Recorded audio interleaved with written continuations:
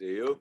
We'll start with the good news from the African Cup of Nations, really. How do you feel that both Mo Salah and Sadio Mané are through to the final? And is it something you'll all watch together on Sunday evening? With the team? Yeah.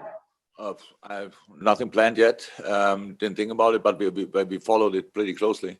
So, yeah, great achievement, obviously, for both. Getting through to the final is great. Naby played an exceptional tournament as well. Unfortunately, was suspended for yellow cards in a decisive game for them. I think otherwise Guinea would have had a good chance to go through a bit further as well. So far, a really successful tournament for our boys, and will be exciting. Now it's obviously not so easy because we have to watch the game, and one will be definitely really happy after it, and the other one much less or so. Yeah, but both have a good chance to achieve something really big. How successful as well, Jurgen, was the transfer window for you? Obviously, Nico Williams and Nat Phillips have both been able to get loan moves to get more regular first-team football. What's the plan now for Luis Diaz as well as he comes in? Is it patience, or is he ready to impact straight away? And what hopes or what expectation is there that you will eventually get Fabio Carvalho as well? So first and foremost, really good for Nico and Nate especially. Nate deserved it so much so that we would love to keep him here, to be honest, with all the things happened in the last few years here on the center-half position. So Nate was incredibly reliable and a great figure here at the training ground. But it's really well deserved. I'm really happy for them, for both of them. Luis, yeah. So let me say it like this: if he would now come, step on a pitch, and would be immediately at his absolute best and playing better than all others of us, that would be really strange because we worked together for a while. So that needs time, of course, that he adapts to it, but that doesn't mean I don't speak about 4 or 5 months or whatever. I speak it needs time. So I didn't even see him yet, so he was not here at the training ground. Maybe we should wait a little bit. We are really happy and excited about the signing, and I think it's a really good just a really good sign that we work on all fronts to improve this team, and how it always is. Obviously, in football, we work. We have to be successful now and in the future, and so he can help with both. So that's a really good thing. Fabio, do you ask about him as well? Yeah. What was the question there? It was just what expectation you have of still being able to complete a deal for him.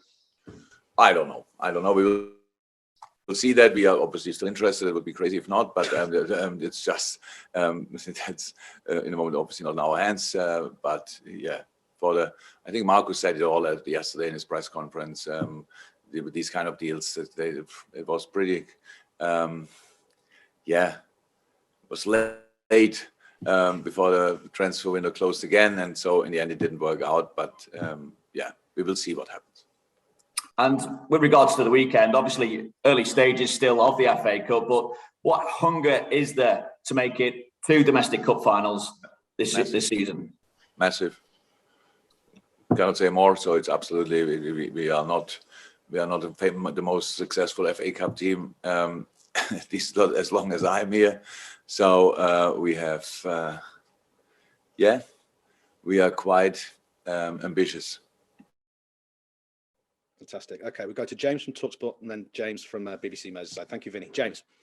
Hi, Jurgen. Just how impressed have you been by Luis Diaz's journey so far, and how do you feel like he complements the options you have going forward? I'm excited because we like pretty much everything about him. So that's how it is. I followed him now for a while, not only since we played them twice in the Champions League. So he is an exceptional player. He has the speed, he has the skill set, he has the character to have a really good career. And we all want him to have this career here with us. And that's it. He's, I'm not sure, but nowadays when you have 16, 17-year-old boys playing at the highest level, then it's maybe a little bit a late bloomer, but they bloom exceptionally well. So it's very often and really happy that we could get him in now and can help him and he can help us. So yes, the story so far is a special one, for sure. We have some players with special stories behind them. I like that, and now he's one of us, and we can't wait to welcome him here and then start working together. And how close is Harvey Elliott now to making a comeback? How impressed have you been by his rehabilitation from such a horrendous injury? Very much. We have really to thank Andreas Schlumberger for that. Maybe he's our now head of rehab here, and he was very in it, very patient. But Harvey was the perfect client, if you want. So he did pretty much everything we told him. So without one question, why, whatever. So it's a good place. Full team training. Now we have to see.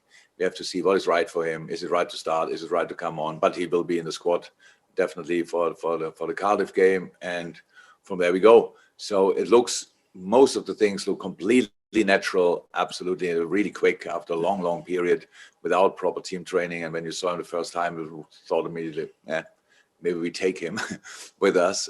But it makes obviously no sense. So he has now step by step to get back on to his best, but he is close, very close. Thank you, James. James Mountford from BBC Merseyside. Thanks, Matt. Hi, Jurgen. Just off the back of that, may I also ask about some other team news, please? Thiago and Divock Origi and Naby, how possible it is we'll see them? Thiago trained with us. Unfortunately, when COVID is around, you always think it's the only infection you can get or virus you can get, but he had a little chest infection, so he had to step a little bit aside again. And it's not perfect, of course, but I expect him to be in team training today again. So we'll see. But so the rest of the injury is completely fine. Look really good in training, but that's how sometimes things are. So we'll see how we can use him for Sunday. Who are the others? Sorry, Naby. And Naby is completely fine. So Naby came back full of energy. Had a few days off as well. Came back here after the tournament. Yeah, obviously full of energy and confidence. So that looked good. And Divock yesterday, first time full team training, looked very good. But was first time full team training after, I don't know exactly how long, was a while. So for me, we go as well. And just on Mo and Sadio, how possible is it they might be available for Thursday? Would that be too soon for them? We play again Thursday. Yeah. No. Yeah, I think they will be available. We will see. So if the one who wins will probably fly back to the home country, their celebration. That's how it is. And I think Tuesday or Wednesday, latest, the winner will be back.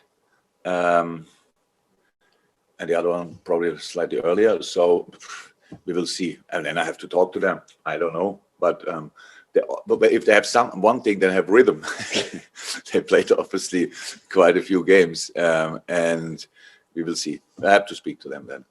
Okay, thank you, James. Just before I go to Carl, I've taken all the hands I can, I'm afraid, for the Open. If those of you who want to ask a question in the first breakout, which is for the national newspapers, please put your hands up, and I can only take a couple there as well. Carl Markham, Press Association. Hi, Jurgen. Hi, Carl. Fans often criticise the transfer activity or lack of transfer activity or big name signings. I'm just wondering what the signing of Diaz says about the capabilities of the club and the strategy it employs when it deals with transfer signings. Who criticised us? Well, there's often when they say all the teams spending 100, 200 million in one window and you don't, there's always like, well, why isn't Liverpool doing that? But you have a specific strategy. It seems to be evident you have a specific strategy as to how you approach signings. Yeah, our strategy is to sign the right players at the right moment. I have no idea. Was there ever a team who spent 200 million in one transfer window? Let's not go there. No, wow. No, it's all about that. So we recognize issues. We recognize issues like on a position or whatever, or with contracts, or these kind of things. And we are long together with this team. It's great, fantastic team, one of the most successful in the history of this club. But we will never miss having a look ahead as well. So, and that's exactly what we are doing. But you cannot. We are Liverpool, so we cannot just we cannot only work with talents and let's have a look in 2-3 years they will be ready.